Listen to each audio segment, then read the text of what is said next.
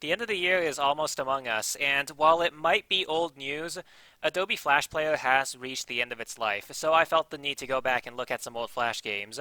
Obviously, they aren't going to stand up to full price games such as Dirt Rally 2.0, which I'm playing right here, but they still had a lot going for them and were a lot of fun back in the day. Though the thing I remember most about them is just how easily accessible they were. All I had to do was go onto a browser and search for it, and I could find dozens of Flash games anywhere. To start, there's Territory War, the first game I've played that wasn't an RTS or a racing game, but a combat game. First off, you name your team whatever you feel like calling them for the day, then you hop into a battle against the CPU.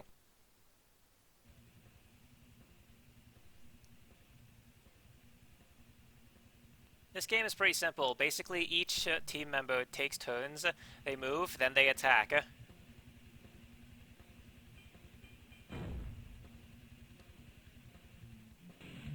They can attack with grenades, guns, or even their feet. Now, the AI early on is pretty clumsy and often attacks walls or blows up their own team with their own grenades. Obviously, they get better later on. Even still, the AI's mess-ups were still a lot of fun. Well, at least fun to watch for me.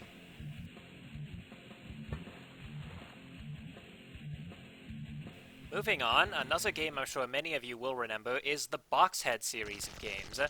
These games were top-down zombie shooters where you would fight off wave after waves of zombies and devils, or as a younger me used to call them, fire humpers.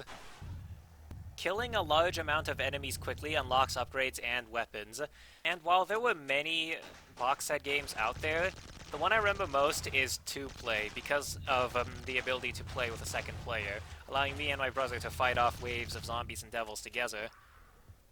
There was also all sorts of weapons to choose from railguns and barrels to fake walls and grenades, some of which could be used together for some pretty tactical plays.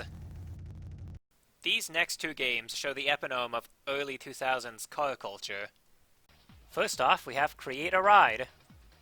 Choose from a small selection of affordable cars, then throw on a ton of visual mods. Yep, that's right, only visual mods. We are in the era of proud racing, people. Then take your ride to the local drag strip and test your reaction times. Once that's done, copy and paste your VIN number into this screen here to make a car show with your own cars. Then, go back and repeat the process. Yeah, there isn't that much to do in this game. Still, the reason why it sticks in my head so much is probably because this was a game I found shortly after watching the first Fast and the Furious movie, or maybe it's because of the VIN numbers. If you put something random in as a VIN number, you get random monstrosities like this strange Ford-Focus donk, or this Dodge Neon that has Bluetooth wheels or something. But, never mind that. Let's move on to Drag Racer V3. I was young when I first played this, and since English isn't my first language, I didn't know what anything meant, so I did a lot of dumb things. For example, when studying the career mode, I always bought a Mazda Protege because I thought Mazdas were the fastest cars in the world. Then, I also proceeded to blow my engine several times. Then, I put only visual modifications on it, then got called a racer. All the while, I'm just sitting here looking at all these words being like, what do these all mean? Of course, by now, I actually know what I'm doing, and finally I can play this game and actually win some races, and enjoy what this game was meant to be. You progress through the game by participating in several drag tourneys.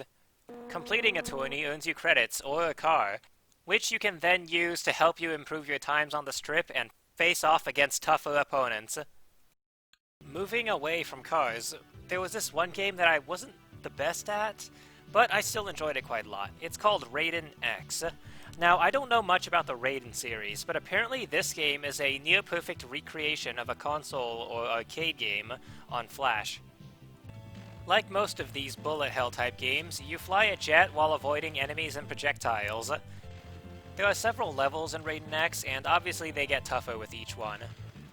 If you get struck by even a single projectile, your plane will shatter to pieces, and you will lose any power-ups you've obtained beforehand.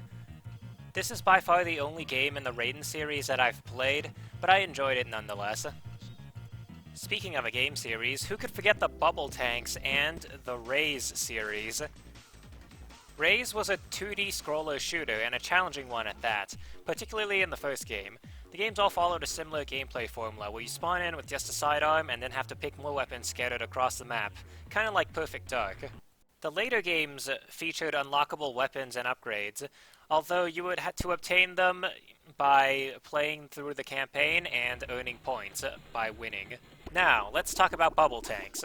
You move around and shoot other bubbles, collecting them to grow bigger.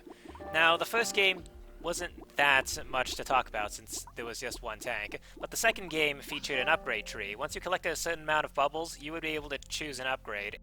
Each upgrade had a prerequisite, so there was no way you could get all of them in one go, making this game a lot more replayable than the first. Although the third one outdid it because it let you make your own bubble tanks. I cannot tell you how much time I spent just tweaking around and making whatever idea popped into my head. Even now, I sometimes find myself going back to this game to try and create something new, or maybe try and recreate something I'd made before. This makes Bubble Tanks another memorable Flash game that I probably won't be forgetting anytime soon. Now, obviously there's still a lot more games out there, and if I really wanted to talk about every single one, this video would probably go on for hours and hours, so I think I'll leave it at that. Which Flash games do you have fond memories of? Maybe the Sifthead series? That was a lot of fun to play. Although I kind of found that game by accident when looking for this other sniper game that I still can't recall the name of. What about Bomb It? A series of games that was similar to Bomberman, I think. I don't know, I've never actually played Bomberman myself. Or for you Drift fans out there, Super Drift 3D. What would you add to this list? Let me and everyone else know in the comments below. Thank you all for watching, and I'll see you all next year.